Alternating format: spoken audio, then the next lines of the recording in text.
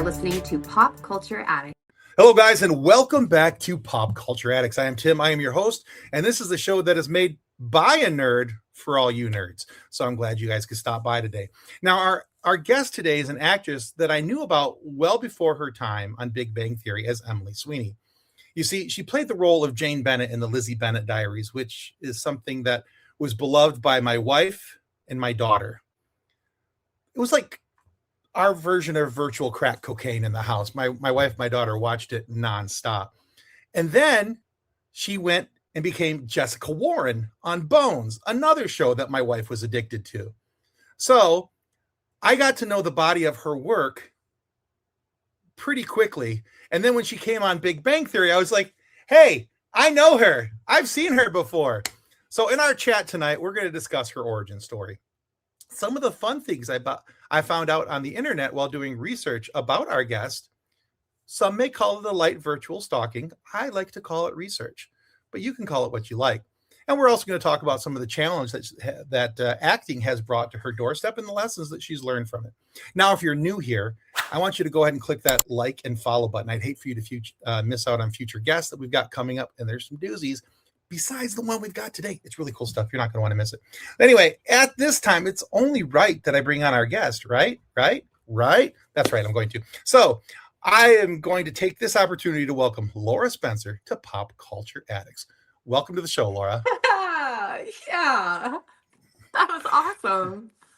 Yeah, there was a true addiction to the Lizzie Bennet Diaries in this house. Oh man, that makes me so happy that was your guys' origin story to being exposed to my acting career, because that just makes me that is a true heart warmer, because anyone who ever comes up to me and mentions Lizzie Bennet Diaries, I'm like, well, we've been through years together, and that was such a cool, I mean, what a project for Jane Austen lovers, Pride and Prejudice lovers. Like I had no idea what I was walking into when we did that project. We had no idea what we were making, and that it would have the impact that it did. And I think that that's part of what's so charming about the project. Oh, for sure. Because we did feel like we were actually filming like a school project. And so it was that's so cool that you mentioned that. Yeah. My wife is very supportive of what I do here on the podcast, and she's always excited when I come out and I'm like, you're never going to believe who I booked, and this is great. I'm so excited about this. And 1,000% honesty, the only people who've ever been on my show are people that I've wanted to talk to for one reason or another. It's never just, oh, hey, even when reps send me somebody and, hey, would you like to have them on your show? There has to be a draw for me to talk to them, because I want to be able to have a conversation. And so it was the same when we had an opportunity to get Christopher Sean on the show. Oh, you did? Yeah, we had him a while back, and just had a great conversation with him. And my daughter's out of town today. She's across state visiting some friends. And my wife was going to stop in and say hello, but she's out in the yard working, and apparently she's not camera ready. So okay. I'll forgive her. Okay, well, that's good. But yeah, that day, apparently they both showed up in makeup and hair did. I don't know what was going on, but they were like, hi. All right, I'll accept that I don't have the same draw as Christopher Sean. I will accept that. Whatever. Oh, wow. That's so cool. Yeah. All right. So, Laura, the very first question I ask anybody on our show, and I do this for two reasons. Number one, I like to know what makes people tick. I want to know why it is that you do what you do. But then secondly, as you may have heard in the introduction, I'm a bit of a nerd, and nerds love a good origin story. Mm-hmm. So in the origin of Laura Spencer, what made you say, I want to be an actor. I need to be in entertainment? Okay. There's a couple of, it's a dual question, because I'm hearing origin story, and I feel that Laura Spencer as a human has a great origin story. I was born during a tornado in Oklahoma.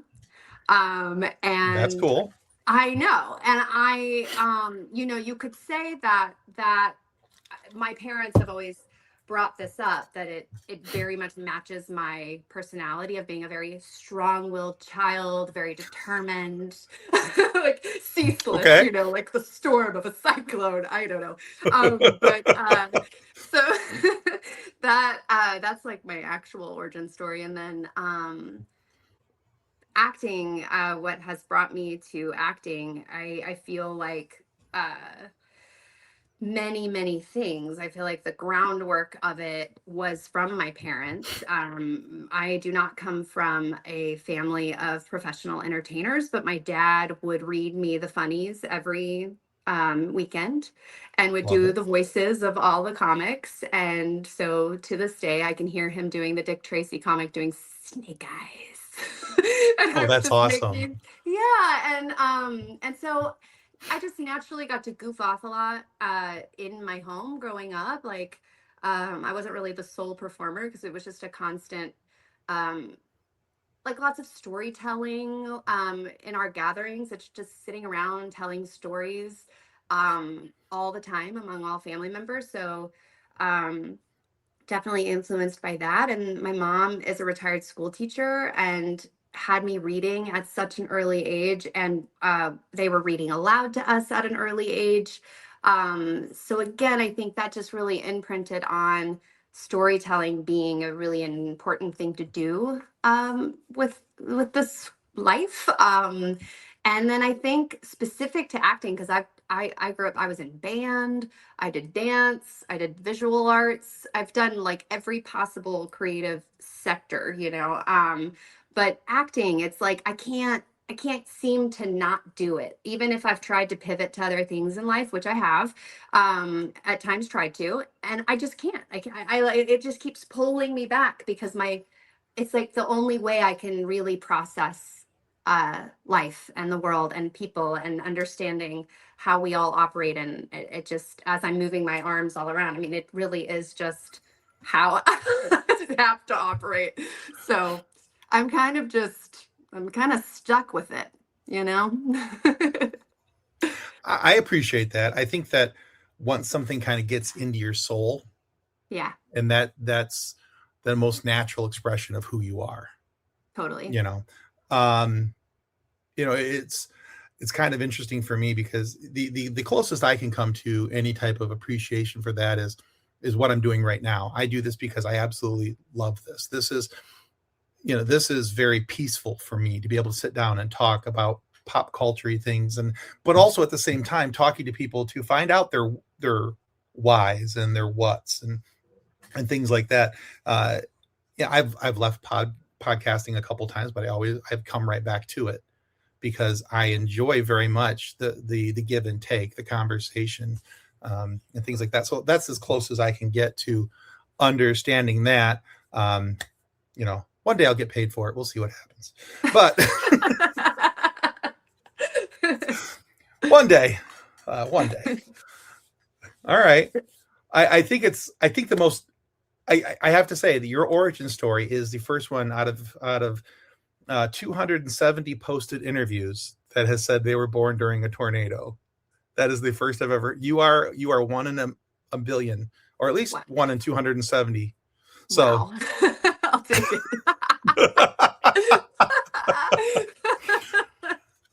all right, well, that's cool. All right, so since your run on The Big Bang ended, you have been quite the busy actress. You've had multiple credits on shows like Night Court. You got a stint on Grey's Anatomy. There was Anne of the Island. There's a couple other things in there. But one of the things I noticed is, and maybe correct me if I'm wrong on this, and there's a good chance that I am.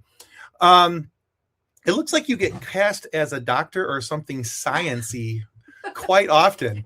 Now, are you just better with the medical lingo, or has that just Wow. been the roll of the dice? So that's funny you asked that. I don't know.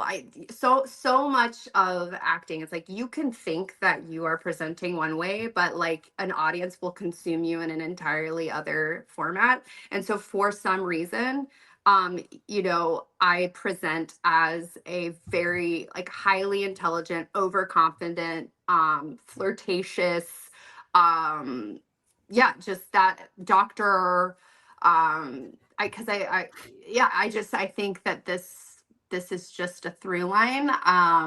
And honestly, I think they're my favorite roles to play too. I mean, it's like Shakespeare to learn all of the jargon and be able to present it in such a way that sounds like you actually know what you're talking about, rather than just spurting out lines. So it's a whole process of like learning another language, or pentameter or whatever. Like you're just it's awesome. It's like a whole nother level to the job, and I relish it. So perhaps it's my enthusiasm for stuff like that that gets me in those arenas more. I Okay. don't know. I don't All know. right. So out of all the things you said that you present as, how many of those would you say are actually parts of your personality? I don't know. I recently was rewatching a Bones episode, and I was like, because I would say Jessica Warren was one of, if not my favorite characters to play. And I don't know if it's because I'm older now or whatever, but it is. I don't recognize myself in her, and I think that that's what's fun to watch about Okay. that character, because I'm not like, I don't really see myself in her. But I also believe as an artist we're part of each character. Um, so I don't know.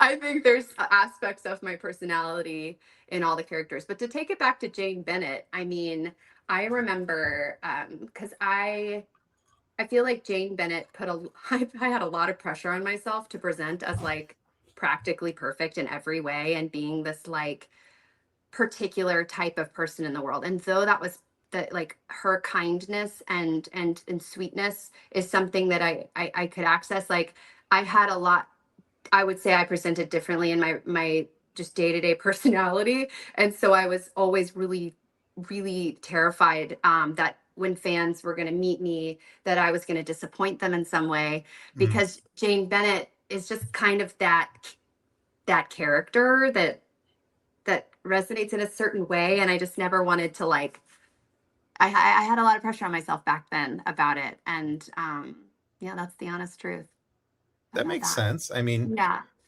no, I get that. I think that once I think for especially because some of the other actors and actresses that I've talked to over the years, when they talk about the pressure of upholding to a character, it's the same response that you just gave.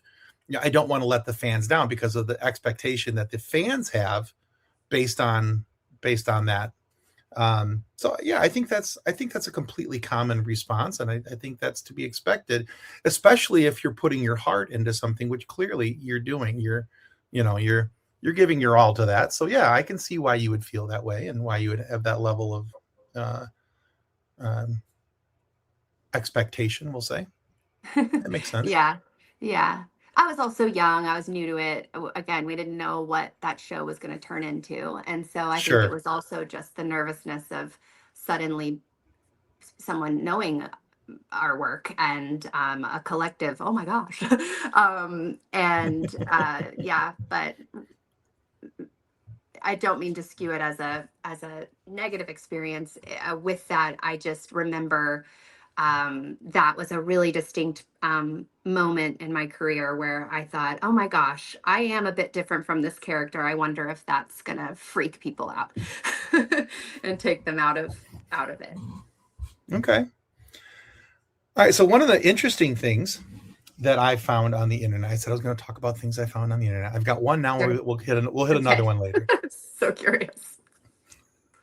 This one isn't even actually about you. It is just kind of funny. So I just, a lot of times when I'm doing the research on somebody, I'll just type in your name and just see what Oh the internet gosh. giveth, the internet taketh away. Uh, Wow. but this is what cracked me up. It says, people also ask, why did Laura Spencer disappear? Did you know that there was a Laura Spencer back in the early 80s on General Hospital, and she all of a sudden just disappeared out of an episode and never reappeared? I didn't know that she disappeared and never reappeared. I just knew that Luke and Laura Spencer were like quite a famous General Hospital duo. And no, my parents did not name me after her. Um, She's in the and tornado. Let's give her Laura's name. and yeah, people send me articles about Lara Spencer as well, like Antique Roadshow, Oh, like okay. yeah, like the host. Um, so no, that's very funny. But I also kind of did disappear a little bit, like from how saturated I feel like I was on like these major shows. Life happened. We Sure. went through family tragedy. The world went through the pandemic. I had a baby. And like I said before, I had a moment where I felt like I was going to go in a different direction in my career, and Okay. I lasted about 7 weeks in grad school before I realized what am I doing? This is not. I was studying to be a therapist, and we would sit. I was in a cohort all day talking about the brain and humans and all of these things, and I was just like ready to get up and do a scene about everything we were talking about. And that's when I realized that maybe maybe there was something to that. Let's listen to that. So in a way, I sort of did disappear, much like General Hospital's Laura Spencer. And now, All but right. now I have returned. Okay. Yeah, it's interesting that how life can tell you that you're in the wrong place and you need to be somewhere else. And Mhm. it's sometimes it's without even trying. It just ta-da happens. Just For yeah. me, it's always come from like just putting myself all into another excursion, and it's almost like it's a lot of effort to find out. Well, you just go back to where you were and don't freak out. Just trust the process, and it'll all be Right. okay. Yeah. Okay. I don't know if you could hear that or not, but my corgi is outside the door that I have closed with her squeaky toy, trying to get me to play with her, and she's squeaking the corgi right Bring her in. outside the door. No, because then she'll just sit here and just squeak the thing the whole time. Okay, Just sure. Okay, all right. Well, I'll bring her in at the end. You can say hi to her if you'd like. okay. Thank you, please. Oh yeah, we're very pet friendly here. All right. Okay, so I have for a long time. I've always held actors and voice actors in such high regard because of you are writers do something for the story, directors do something for the story, producers do something for the story, but it's the actors and the voice actors who help us to buy into the premise of what's happening. Without actors, it's just a story being told, and that's not a bad thing. But I also appreciate the process that actors go through in order to bring these characters to life. So even if you're not going to play a character for multiple episodes, maybe it's just a one-off, you're just there for an episode or two. Do you have a process that you use, whether you're doing a one episode hit or you're something where you're going to be there for a longer tilt?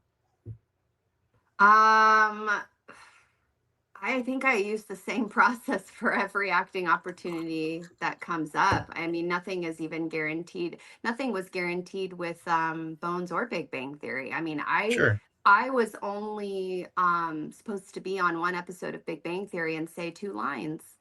And it's wild that I got to come back. And it's wild that Emily and Raj got to build out an entire relationship. And my whole time on Big Bang Theory, for the most part, until the very end, when I actually got a contract of like guaranteed episodes, it was like you're penned for an episode.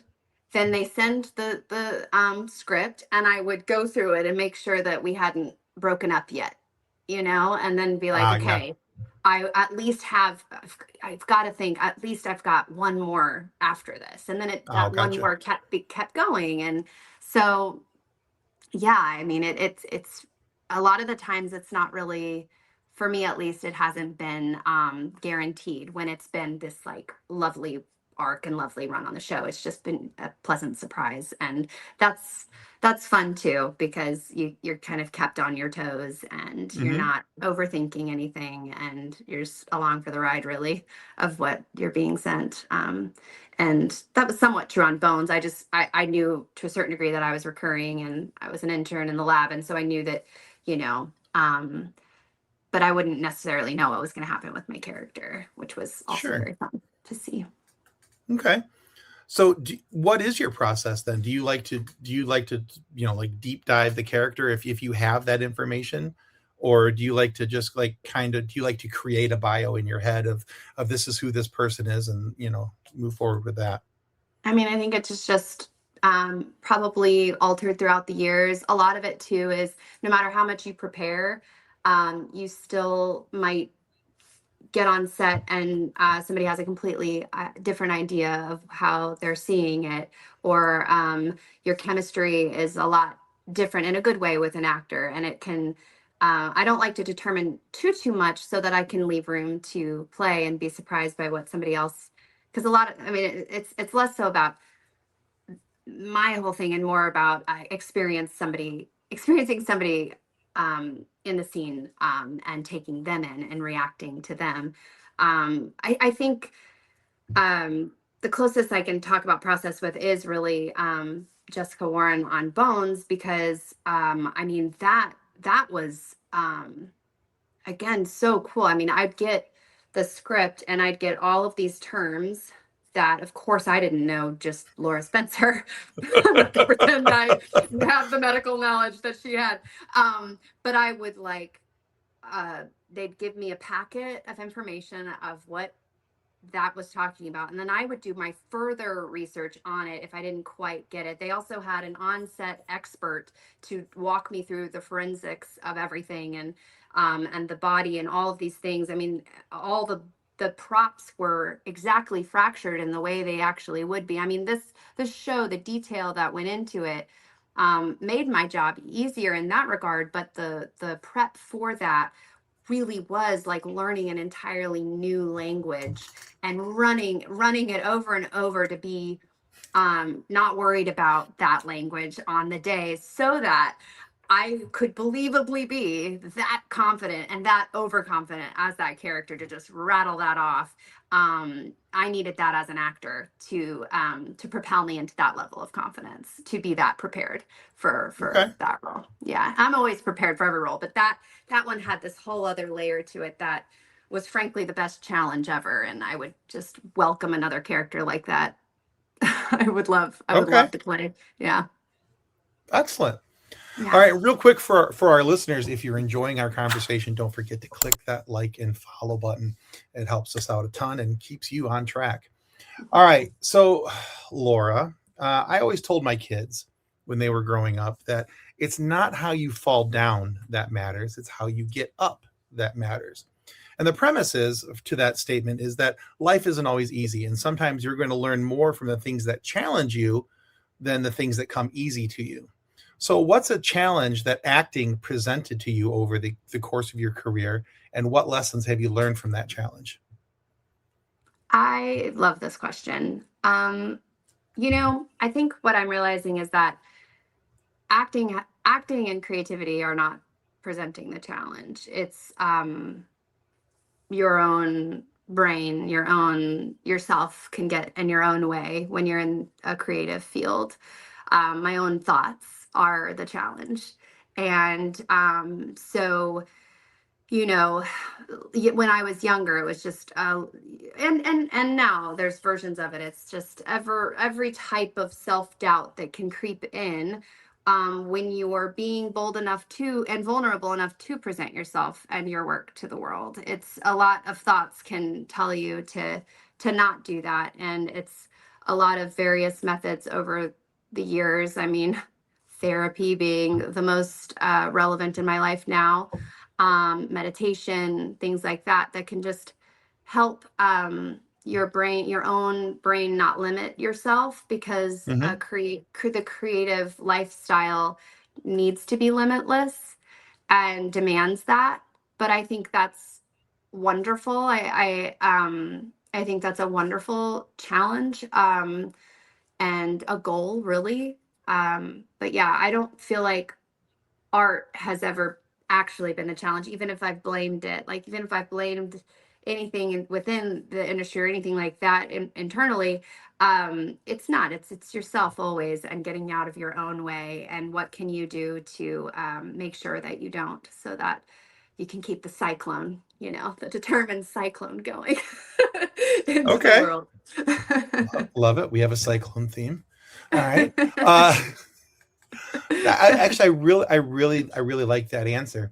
That's a great answer. I like how you're focused on self-determination. That's great. I think far too often we're probably so easily distracted by other things going on that we can allow these outside influences to distract us from whatever our goal is and whatever it is we're trying to accomplish. So I think that's a wonderful lesson that, no matter what your age is, it's something that we all need to work on, because this world has so many distractions, be it, the phone in our pocket, Yeah. the things on the outside world, the things that people say about us on the internet, whatever it may be. There's enough out there. So having that self-determination, wonderful answer.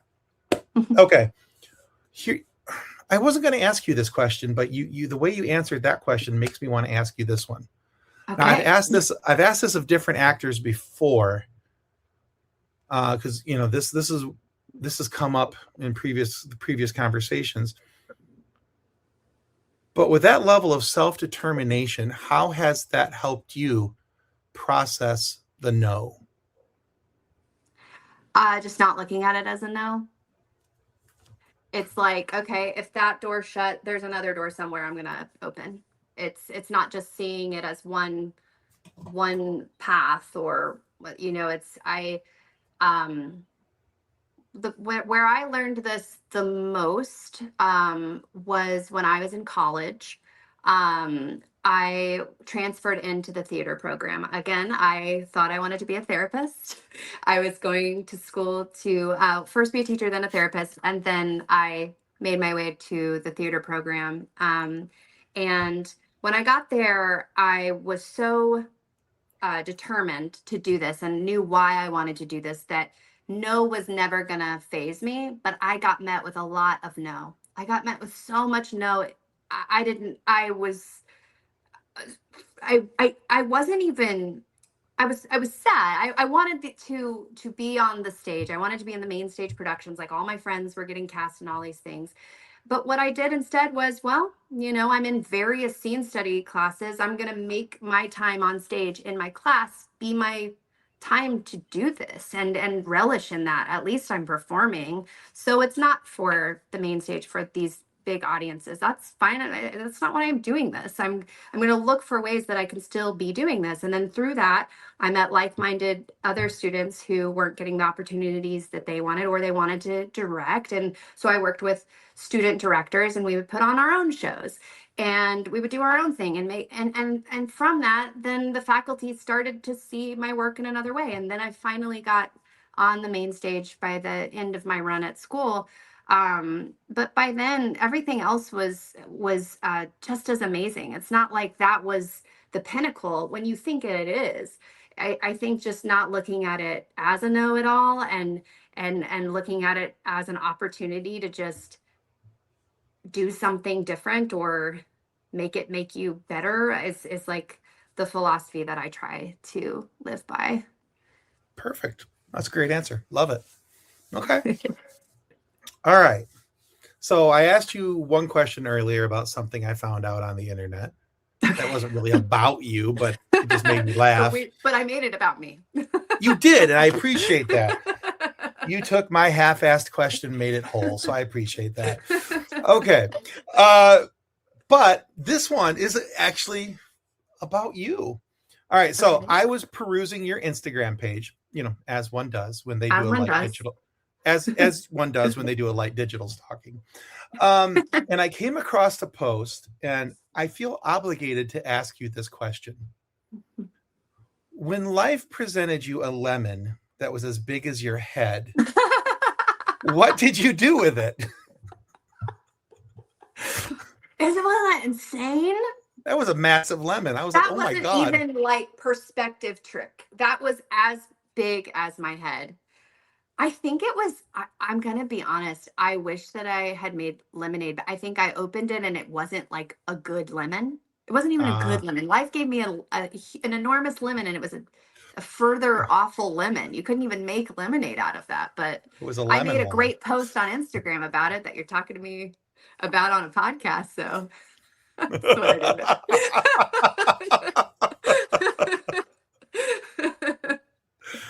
Well, then I guess that is the sweetness of the lemon, is that you got something good out of it eventually. A conversation starter. There What's you next? go. Absolutely. I mean, I was, I was just kind of perusing through the page last night. My wife and I were laying in bed last night. And I was looking over and I was like, I need one more question I can ask Laura. Something. I'm going to check out her Instagram page, and I'm scrolling through it again, as one does. And I'm laying there, and I started laughing. I'm like, look at that lemon. So anyway, I'm like, and then that in that moment, I'm like, yeah, we're going to ask her about the lemon. That's Perfect the one. question. Perfect. That's question. the perfect question. There we go. All right, Laura, you have been a champ and you have answered all questions so very well. In fact, you've even gone above and beyond and filled in questions that needed filling. So, but I have one more question for you, and we call this our silly question. Okay, so it's not all that silly, but we call it that anyway. So, how this came to be is that my live show co-host, her name is Kathleen. She has a daughter who's about 7 now. But a couple years ago, they were out and about in town where they live, and somebody asked her daughter this question, but not Kathleen. And she was like, well, that's rude. You should never age out of this question. And that question is, Laura Spencer, what's your favorite dinosaur? Oh, what's my favorite dinosaur? I love that. I think what's coming up for me is did you guys read the book to your daughter, the How Does a Dinosaur Say Goodnight, or like any of those series of like how does a dinosaur I don't think eat that their was out yet breakfast or whatever? when my daughter was Really? little. They seem kind of like they're from my childhood. Like the artist's renderings feel very they're just Maybe they were, lovely. and I just don't recall them, but I don't Yeah. recall those books. Okay. Well, they're amazing, and that would they have each illustration is so it's how does a dinosaur say goodnight, and it's each dinosaur is like a kid that like won't go to sleep, and like with human parents, so you have like this enormous dinosaur in like a kid's bedroom, and then it'll say the dinosaur's name on the bed, like Okay. in each page in the illustration is a hidden animation of the dinosaurs. And I just find the use of dinosaurs in this book to be really adorable. And I wish I had a favorite, but that's like my favorite use of dinosaurs in the culture, Okay. I would say right now. Although there's a lot of good dinosaur culture out there, and it is hard to answer this question now that I think of it. Um, because I was also a Land Before Time kid, and Yeah. you really can't beat that. But I'm gonna stick with my answer, and I'm trying to think of it's by Jane Yolen, illustrated by Mark Teague. Okay. We read this to our daughter, and we love it. And it's Okay. very fun. So All right. Well, I accept that answer. I think that's good. You can have multiple dinosaurs as your favorite. That's if fine. you were to look at this book, I don't know if you could pick a favorite. They're all equally marvelous in their determination not to go to bed. And it's Fair enough. very cute. Okay. All right. Well, Laura, thank you so much for coming on to Pop Culture Addicts today. Where can our listeners and viewers go to find out more about you, your work, and what you got coming up? I'm only active on Instagram, if I'm even active on Instagram. I'm going to try to do better at that. So Instagram handle is it's Laura Spencer, ITSLAURASPENCER. And that's really what I'm on. I technically have other platforms that I made years ago, but I'm not active on them. So I'm just going to be honest there. Yeah. So Instagram, it's Laura Spencer. Okay. Well, I'll make sure that we put your user handle down below in the show notes so that people know where to find you, how to find you. Great. And then they should look for the post of you holding this ginormous freaking lemon that's literally the size of her head. It's ridiculous. But yeah, and then they can have a good chuckle like I did. So, all right, but we'll put those down in the show notes down below. They'll be able to give you a follow from there. Okay, guys. Well, thank you for watching and or listening. Be sure to follow Laura Spencer on all of her socials. That is Instagram, by the way. And please, if you have enjoyed what you have heard so far today, be sure to click that like and follow button. And if you're a pop culture addict, kind of like I am, consider leaving a review on your favorite podcast listening platform, or even just a comment here on our YouTube channel. It always helps out a ton. So until next time, and on behalf of Laura Spencer, may the force be with you as you continue to live long and prosper. Goodbye. Reference to any specific product or entity mentioned on this podcast does not constitute an endorsement or recommendation by Pop Culture Addicts. The views expressed by guests are their own, and their appearance on the program does not imply an endorsement of them or any entity they represent. If you have questions about this disclaimer, please contact us via email at info@pcapod.com.